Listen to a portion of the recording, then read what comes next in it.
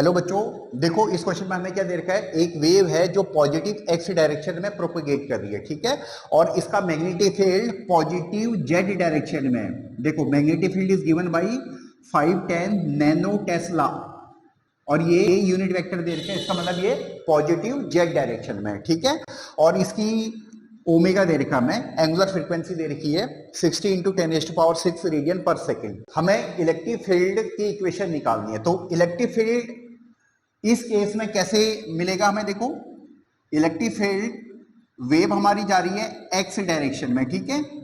तो किसी भी टाइम पे हमें इलेक्ट्रिक फील्ड का मैग्नीट्यूड चाहिए या उसके बारे में इंफॉर्मेशन चाहिए, तो ये एक्स टी इस चीज को डिनोट करते हैं, ठीक है।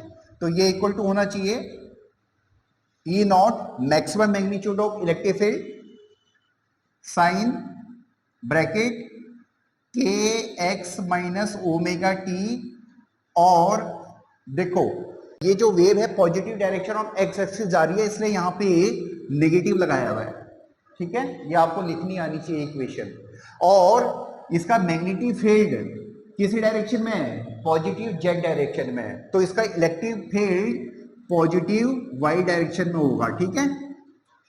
क्योंकि वेव कैसी है, इलेक्ट्रोमैग्नेटिक वेव है, और इलेक्ट्रोमैग्नेटिक वेव में electric field and magnetic field are both perpendicular to each other and also to the direction of propagation, ठीक है बच्चों।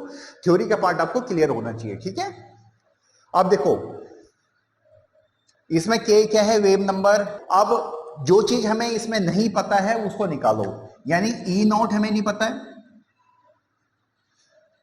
यहां पे लिख दो ई नॉट की वैल्यू हमें निकालनी है एक, दूसरा के की वैल्यू हमें निकालनी है, ठीक है। इन दो चीजों की वैल्यू हमें निकालनी है। अगर ये दो वैल्यू हमारे पास निकल जाती है तो फिर हम इस इक्वेशन को लिख देंगे, ठीक है बच्चों, क्लियर है। अब देखो ई नॉट इक्वल टू होता है C velocity of light in vacuum into B not maximum magnitude of magnetic field, ठीक है। और maximum magnitude of magnetic field हमें दे रखा है, ठीक है बच्चों। C है वेलोसिटी ऑफ लाइट, जिसको हम लेंगे 3 इंटू 10⁸ मीटर पर सेकेंड, ठीक है, मीटर पर सेकेंड ले लो, multiplied by magnetic field. Magnetic field कितना है, 510 नैनो टेस्ला। नैनो क्या होता है, 10⁻⁹ टेस्ला, ठीक है बच्चों। अब ये पर सेकेंड आया, यूनिट बेसिक मत लिखो, अब ये सिंपल मल्टीप्लाई करना है। 3 इंटू 10⁻⁹ प्लस 8 इंटू 510, 3 इंटू 51, इतना वोल्ट पर मीटर आ गया। क्योंकि हमने सारी यूनिट एसआई में रखा है, तो इलेक्ट्रिक फील्ड की एसआई यूनिट है वोल्ट पर मीटर, ठीक है। तो ये आ गया हमारे पास 153 वोल्ट पर मीटर, ठीक है बच्चों, क्लियर है। अब हमें वेव नंबर पता करना है, ठीक है। तो वेव नंबर क्या होता है, के ओमेगा अपॉन सी, ठीक है। ओमेगा की वैल्यू दे रखी है 60 इंटू 10⁶, और सी की वैल्यू हो जाएगी 3 इंटू 10⁸ मीटर पर सेकेंड, ठीक है। अब इसको सॉल्व कर लो, देखो ये हो जाएगा 6 इंटू 10⁻⁷, और नीचे आ जाएगा 3 इंटू 10⁸,